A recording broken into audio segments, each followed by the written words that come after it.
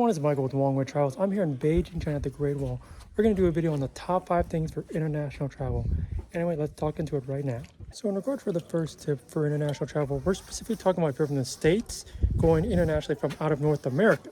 So the first tip is to get some type of international data plan, whether it's through your wireless carrier, or you can get a physical SIM to take out of your phone and put a new one, or even an eSIM, or even a pocket Wi-Fi. All these devices can work on your international travel. I've been using these for my last international travel is eSIMs because of the fact that they're digital. You don't have to remove any SIMs out of your phone, and you can choose how much data you want per the period of time.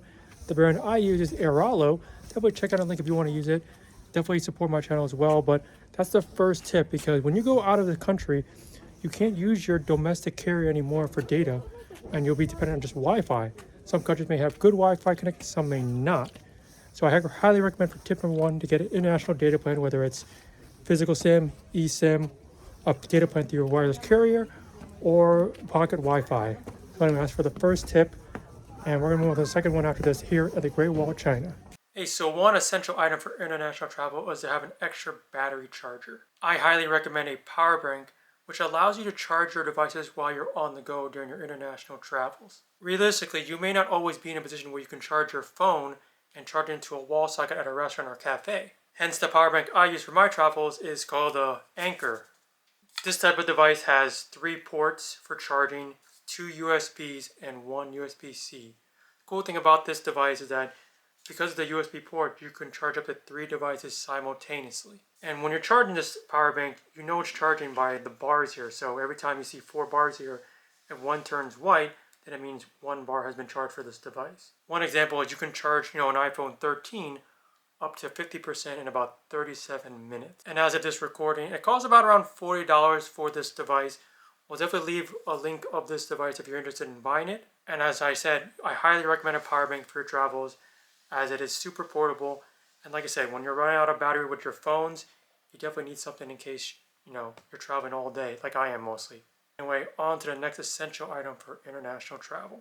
Hey everyone, so the next essential item is if you decide to leave North America, your charging outlets for your devices may look a little bit different as you go to Europe or Asia, basically. And so the next essential item is to get a travel adapter, because you're going to find these charging outlets are not the same as the ones from America. And here's an example of a travel adapter for Europe you're going to need. It's different from the US, you can see here. Different plugins. It's fairly cheap. Just make sure to get one before you leave and you should be set. Here's one for Korea. You can see the plugs are different. And you got some USB outlets as well for your devices as well. But if you're a heavy international traveler like me, you may consider something like this, which is basically what I got from Key Power, where basically it can charge multiple devices, multiple outlets. You can see basically up to 7 devices at a time, two or 3 USB slots, 1 USB slot, and then 3 to 3 prongs. And it also comes with multiple adapters here, basically with the plug-in. And so you get one from Asia, Europe, Oceania, all that kind of stuff. Highly recommend. I'll leave the link of that one I got from Amazon. I think it was like $30-40 from Key Power, I believe.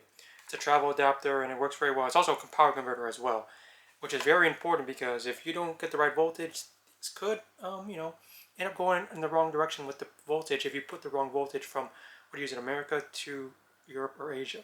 So anyway, that's a review on this next essential travel item, which is a travel adapter, whether it's one of these or one of these. Alright, so the next item on international travel, that's an essential item, is to get a debit bank card in regards for foreign currency. It's always smart to grab foreign currency before you leave the States to your destination, but just in case you run out of foreign currency, definitely get a debit bank card. One example of a debit bank card here, and I'm in Hong Kong, is to get the Capital One 360 debit card, which has no monthly fees, no foreign transaction fees when you pull money out of it. I did it here in 7-Eleven last year, and guess what?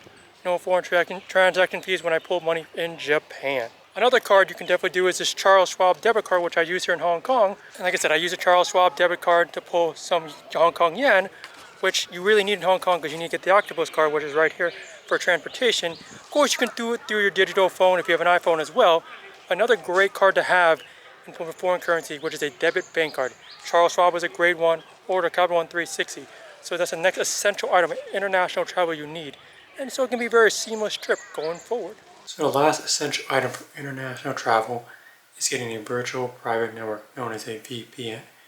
And basically a VPN basically safeguards your data by masking your IP address.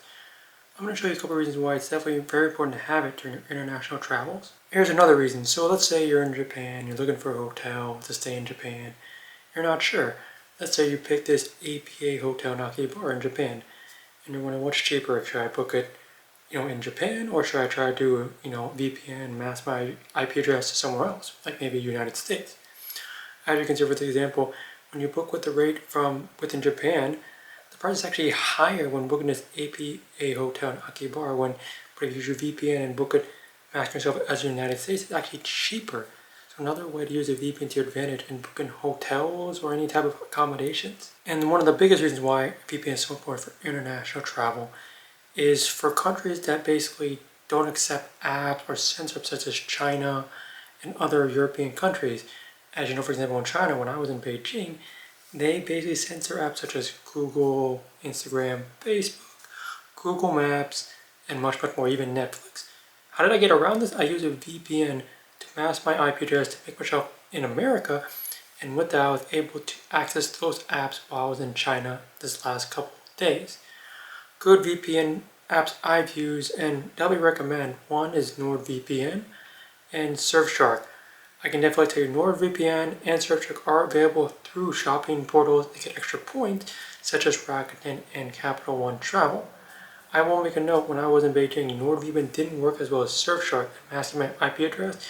And when I used Surfshark in China, I was able to mask my IP address in the United States and use those apps as I mentioned. And as I summarize, definitely use a VPN during your international travels, as you may find it difficult for some countries that censor these type of apps or use it to your advantage for some type of booking accommodations. Anyway, those are my 5 essential tips for international travel. If you found these tips very helpful, leave me a comment. Let me know what you think. And also make sure to like, subscribe, share my content going forward as well. As I say in all my videos, life is short, travel more, everyone. Make sure to subscribe to my travel channel. It's up and coming. Got a lot of reviews on flights, hotels, and just any type of activities during my travels. And make sure to stick around till the end for some clips during my trips during Asia. Anyway, I'll see you on the next one.